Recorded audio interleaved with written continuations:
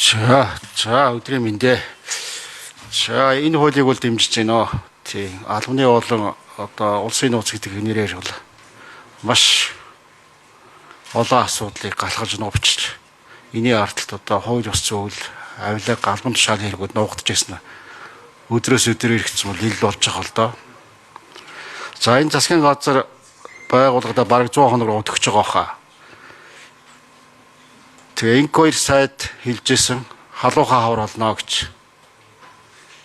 За би энэ халуухаа хавар гэдгийг бол засгийн газар бол энэ авилга албан тушаал энэ хууль бас зүйлтэйгээ тэмцэх юм байна л гэж ойлгосон л доо.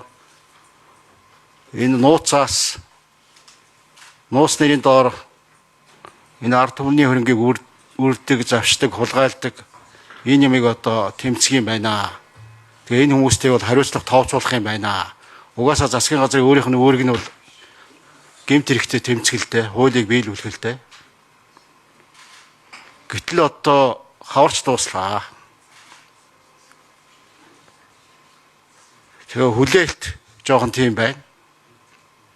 Тэгээ хэрвээ энэ гэмт хэрэгтэйгээ тэмцэхгүй энэ одоо нууцаас энэ юмнуудаа гаргаж хариуцлага тооцохгүй байгаа нь өөрөө эргээд ард түмнийг шийтгэж байгаа хэрэг байхгүй юу? Тэгээ Монголын ард түмэн бол гохирж байгаа. Сүүлийн 2 сар бол энэ юмны үн хадж байна. Үүний инфляц бол одоо 2 орон тоотой байна.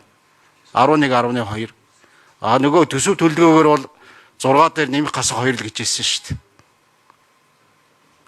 Тэгээ энэ болгонд бол би энэ авилга албан тушаал энэ нууцтай холбоотой юмнууд нөлөөлж байна гэж бодож байна.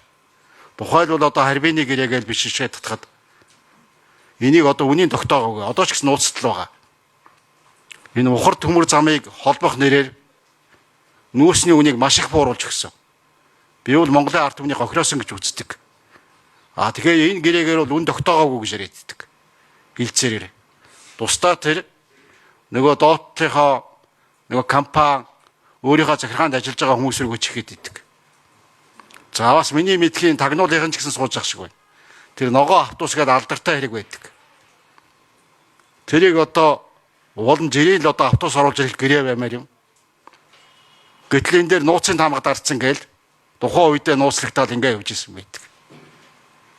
Иймэрхүү юм чи одоо тэгээ энэ хууль муулаар багсаж байхгүй болж ингэж явах уу? Тэрэн дээрээ одоо хариуцлага энэ төр ярьсан юм байд юм уу? Өнөөдөр одоо энэ улс оронд хариуцлага гэдэг зүйл алгаа. Хариуцлага энэ юмыг тооцож ингэж ажиллаж одоо чадахгүй байна. Сансан төрсөнд хүртэл байхгүй байна гэсэн ийм одоо байдал бол харагдаад байна. Нийгэм ч гэсэн тэгж үзэж байна. Тэгээ бие биенээ нэг барьцаалсан маягтай. Гэ нөгөө одоо авилга албан тушаалын хэрэг хийсэн хүмүүстэй найр тавьсан маягтай. Ингэж явж байна л да. Тэгээ улс төрийн эрд зориг энэ юм чинь байна уу байхгүй юу? Хэдий бол ингэж хуйлдаж энэ олон түмэнд алдартай хэрэгүүд ингээ гараад хэвлэл мэдээлэлээр яваад байдаг. Гэтэл нөгөө хариуцлага хүлээж байгаа, хуулийн шийтгэл хүлээж байгаа, хууль ажиллаж байгаа ийм юм байхгүй байна. Энэ талаар одоо тэгээ ямар санаа бодолтой байна? Энэ хуулийг гаргаснараа юу нөлөөлөх юм? Ямар ажил хийв гэдгийг бас сонсчих гэж бодож байна. За, гамбат гишүүний асуултанд хариулъя. Инквайр сайт.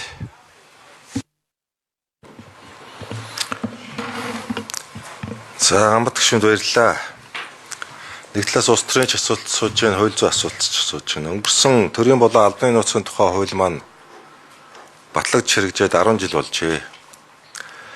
За энэ хугацаанд байгууллагын нууцын оруулах асуудлыг тухайн эрхэлсэн сайд, агентлагийн дарга, төрийн өмчийн компанийн хувьд бол захирал өөрийн дур зориг үзмжээр нууцын тамга дарж энэ 10 жилийн хугацаанд маш одоо олон асуудлуудыг иргэдийн мэд хэрхийг хангадаг нэг талаасаа. Нөгөө талаасаа альва одоо тийм хулгайн шинжтэй, авилгын шинжтэй үйлдэлээр одоо нууцын тамга дарж олон хэрэг учирлууд гарч энэ мэд хэрхийг хааж хийжсэн гэдэг зүйл бол одоо нотлогдож байгаа. Олон үйл баримтаар. Ногтлох ажил дээр Ганбат гишүүн битэрч гисэн бас нэлээд ороод явсан. Хоёулаа хөгжлийн банк нүүрсний сонсголын үеэр энэ олон аптекернүүдийн асуудлыг бол ил тод болгоо явсан. Нүүрсэд маань одоо амь тэмцсэн. Олон асуудлууд нь одоо илэрч 20 сая доллар байр сав дээрэмдсэн. Нүүрс бортойгийг хулгайлсан.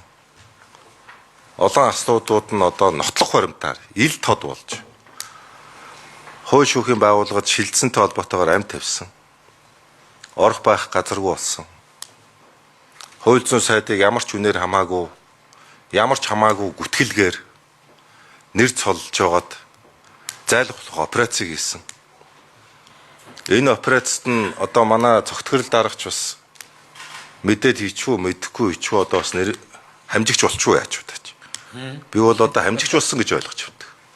Нэг талд нь одоо хариуцлага ярих юм шиг боловч нөгөө талд нь нүүрсний хулгайчдыг энэ хууль зүйн салбарын эзэгнэх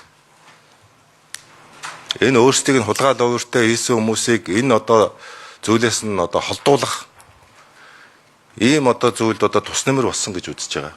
Та тийм юм ярьж байгаа бол Нүүрсчид маань одоо амилдсан эхнээсээ хөлийн хориг моргоо тавьснаа ил тод хэвлэл мэдээлэлээр ихслэр зарлж байна. Би бол дандаа асуудлуудыг нотлох баримттай ярьж байгаа.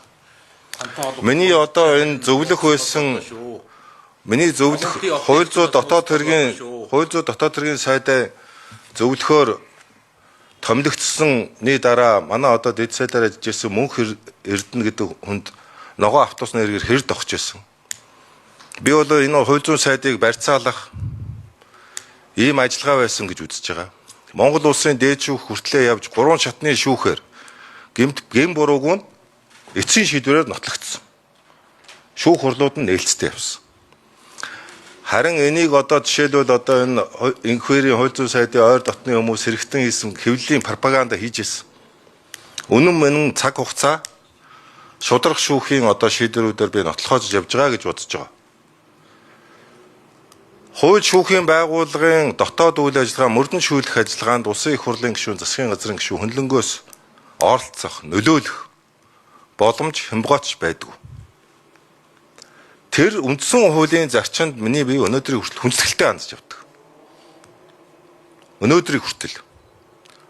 Миний ярьжсэн нотлох баримтууд бол хавцаст хэрэгт байгаагүй мөрдөн шалах ажиллагааны нууцад хамаарахгүй ийм үйл баримтуудыг би нотлох баримтаар дандаа ярьж одоо өнөөдөр олон асуудлууд нь бас одоо цаг хугацаагаар шүүхийн өмнө нислэгдэх ухаа гэдэгт би итгэлтэй байдаг.